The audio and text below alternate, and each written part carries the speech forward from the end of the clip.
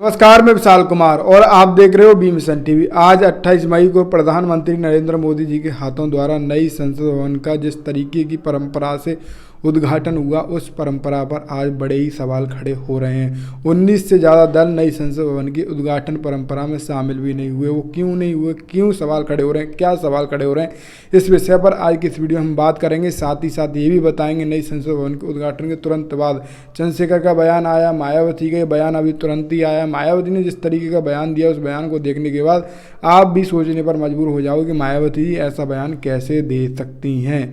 तो आप बने रहें इस वीडियो में आखिरी तक। इस वीडियो को करें ज़्यादा से ज़्यादा शेयर।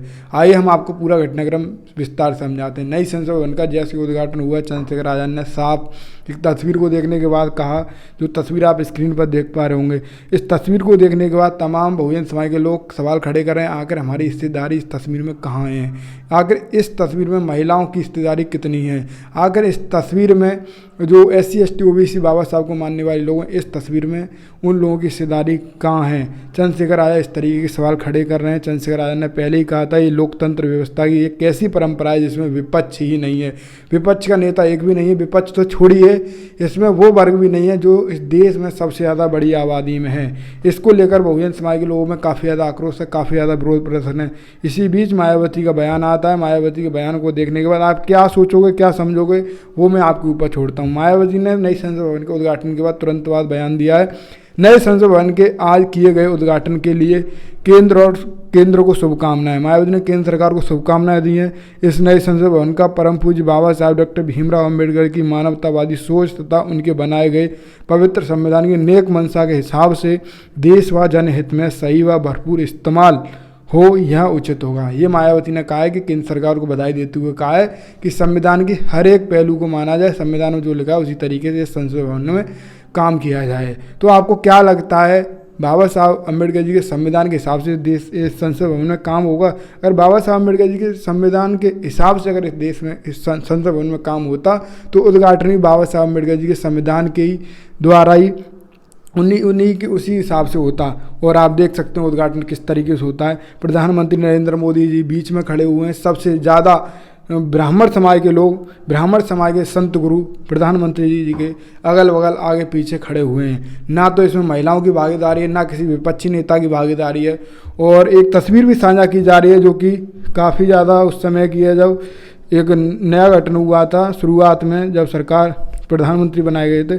तो वो तस्वीर भी साझा की जा रही है जो कि आप स्क्रीन पर देख पा रहे होंगे। इस तस्वीर को साझा करते हुए तमाम लोग ये कह रहे हैं कि कहाँ से कहाँ आ गए हम, सादव अपहरण कहाँ से कहाँ आ गए हम। आज़ादी के 75 वर्ष बाद ऐसा दृश्य, हमारा मुल्क सेक्युलर है।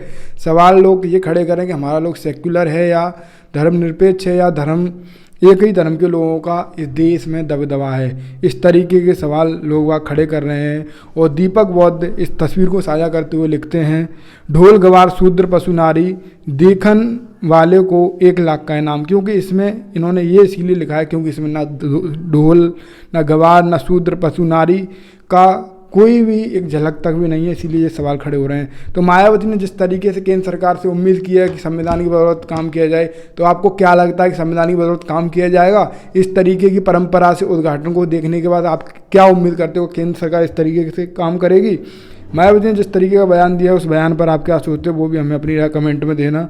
फिलहाल मीना कोतवाल ने भी कहा है, महिलाएं कहाँ गायब हैं या देश की आधी आबादी क्यों नहीं दिख रही है? सवाल अब आप सबसे, हमसे और हर व्यक्ति से।